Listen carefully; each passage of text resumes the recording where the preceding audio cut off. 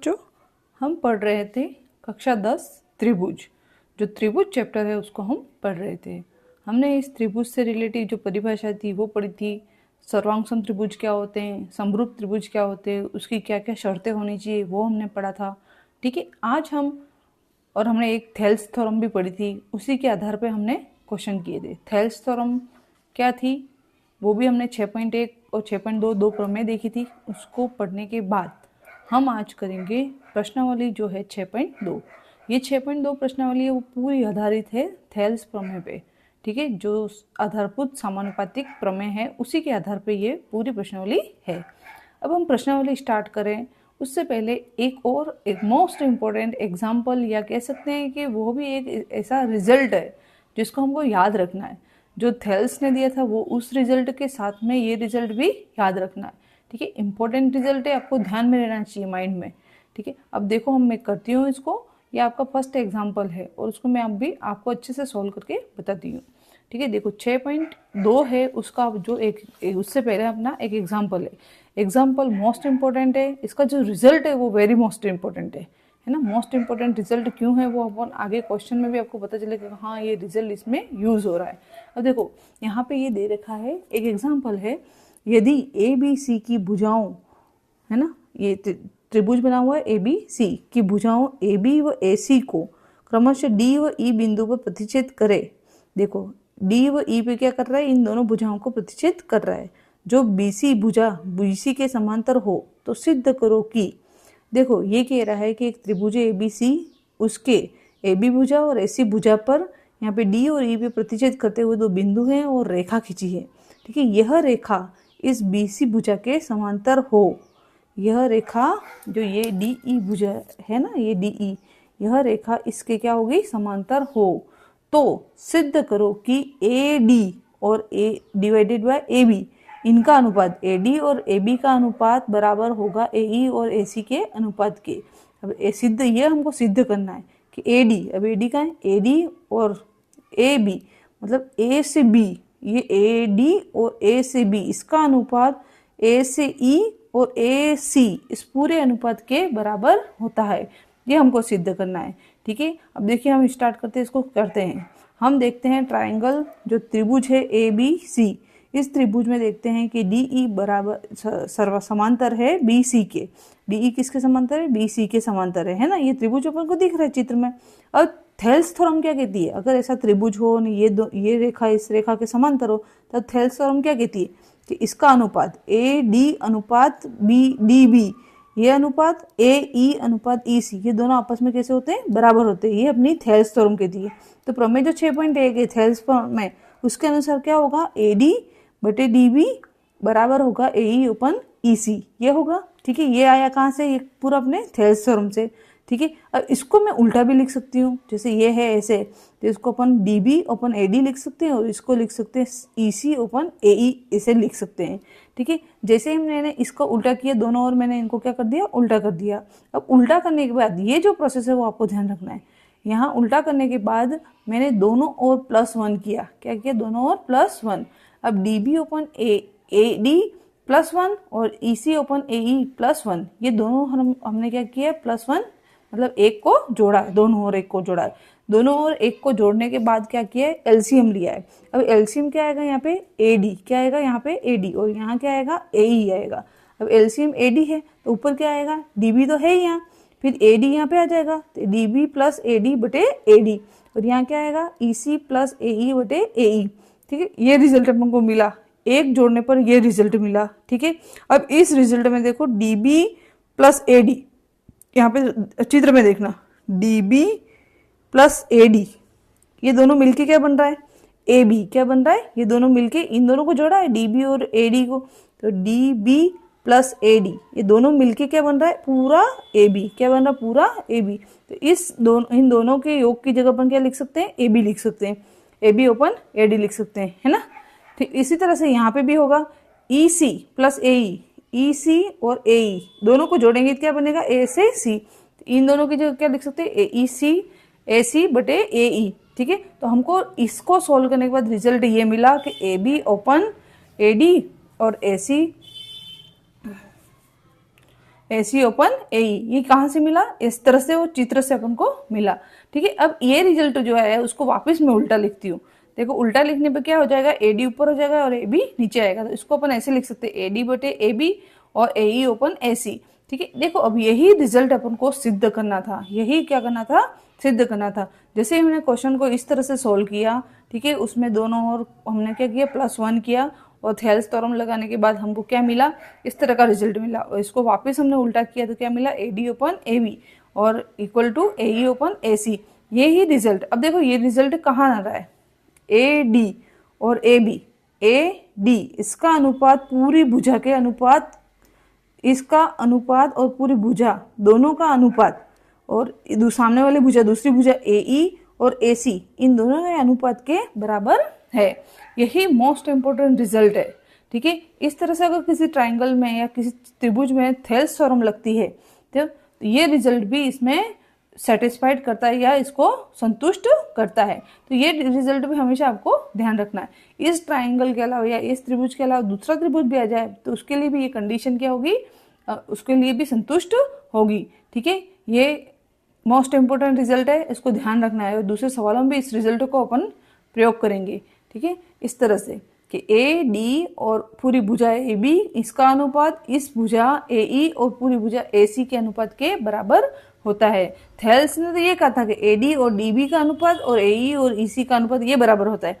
फिर इसी प्रमेय से अपन ने आगे सिद्ध किया AD और AB का अनुपात AE और EC के अनुपात के बराबर होता है। ठीक है, इस तरह से ये जो कंडीशन है वो आपको ध्यान में रखनी है। ठीक है, देखो हम 6.2 जो प्रश्नावली है उसका एक फर्स्ट क्वेश्चन करते हैं। फर्स्ट क्वेश्चन में इस तरह से दो चित्र दे रखे हैं। अब दे रखा है DE और BC। पहले चित्र के लिए ये दे रखा है कि ये इसके समांतर है, और अपन को इस चित्र में देखो, इस चित्र में ये भुजा और ये भुजा इनके माप दे रखे हैं, लेकिन यहाँ पे आधा माप नहीं दे रखा है। जो हमको ज्ञात करना है वो EC ज्ञात करना है। वैसे इस त्रिभुज में देखो AD ज्ञात करना है अपन को, बाकी सबके माप दे रखे हैं। ठीक है, अब इस तरह के त्रिभुज आ जाए, ये इंपॉर्टेंट क्वेश्चन है। ठीक है, इस तरह के क्वेश्चन बोर्ड में आते हैं, मोस्ट इंपॉर्टेंट मान के चलो, फर्स्ट टाइप का क्वेश्चन आपको आएगा। और मैं बताऊंगी भी आपको, बोर्ड में जो क्वेश्चन आते हैं वो इसी रिलेटिव आते हैं, और मैं आपको बताऊंगी भी इसी पेपर में देखो कैसे आते हैं। ये दोनों थेल्स थ्योरम पे हैं। ठीक है, एक्सरसाइज है पूरी थेल्स थ्योरम पे, थेल्स थ्योरम पे आधारित है क्वेश्चन, और ये 3 नंबर के क्वेश्चन आते हैं। ठीक है, अब देखो ये क्वेश्चन हम फर्स्ट करते हैं और सेकंड भी करते हैं। कैसे सोल्व करते हैं इसको देखें।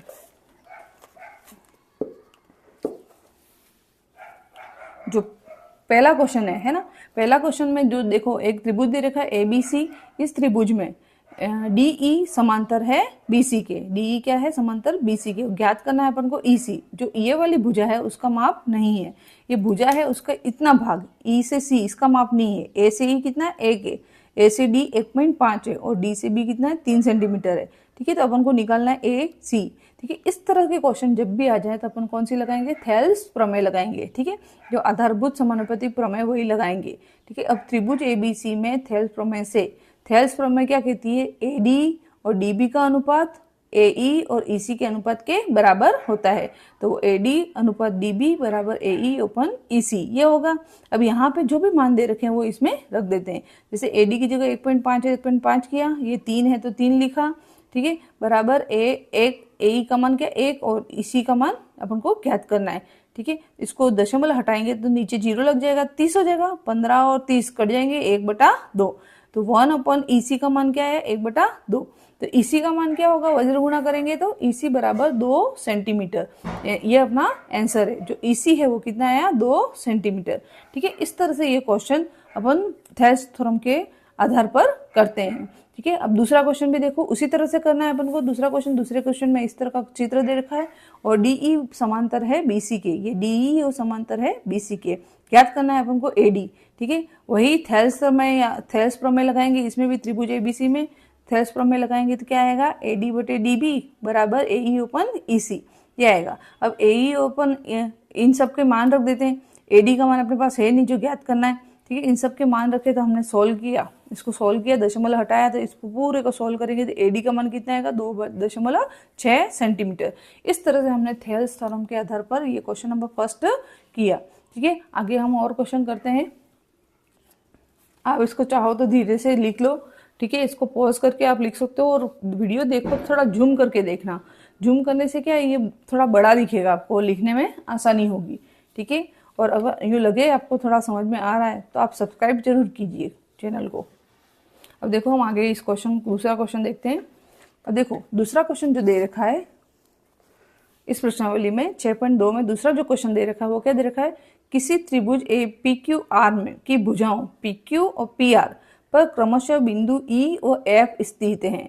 निम्नलिखित में से प्रत्येक स्थिति में के लिए बताइए कि क्या ई एफ क्यू आर के समांतर है या नहीं। अब ये कंडीशन सारे त्रिभुज की भुजाओं के माप दे रखे हैं और अपन को पता करना है कि ये ई एफ क्यू आर के समांतर होगी नहीं। अगर होगी कब, जब वो थेल्स थ्योरम को क्या करे, संतुष्ट करे। अब ये इसके समांतर होगी तो वो क्या, ये जो मान है वो उस त्रिभुज पी क्यू आर में रखने पर क्या थेल्स थ्योरम के संतुष्ट करेंगे। अगर थेल्स थ्योरम को संतुष्ट नहीं करते हैं, है ना, तो वो ये समांतर नहीं होगा। देखो फर्स्ट क्वेश्चन करते हैं, दूसरे क्वेश्चन का पहला क्वेश्चन देखो।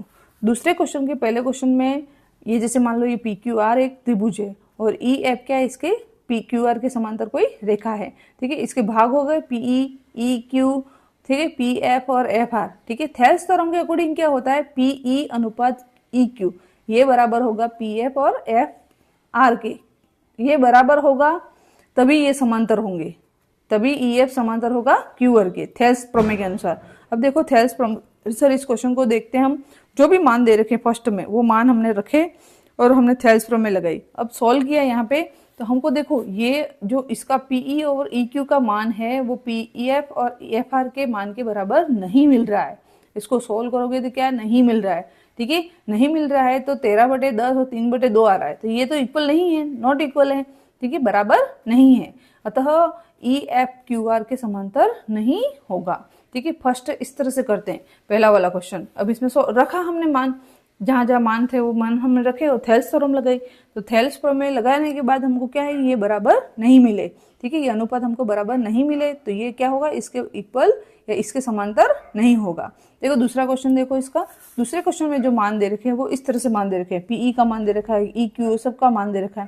ठीक है, उसमें थेल्स प्रमेय लगाए तो थेल्स प्रमेय लगाने पे हमको क्या मिला, इस तरह से हमने सोल्व किया कि 4 और 4.5 है नीचे और 8/9 है। अब इनको सोल्व करते तो ये दोनों बराबर आते हैं, 8/9 यहाँ पे भी आता है और 8/9 यहाँ पे भी आता है।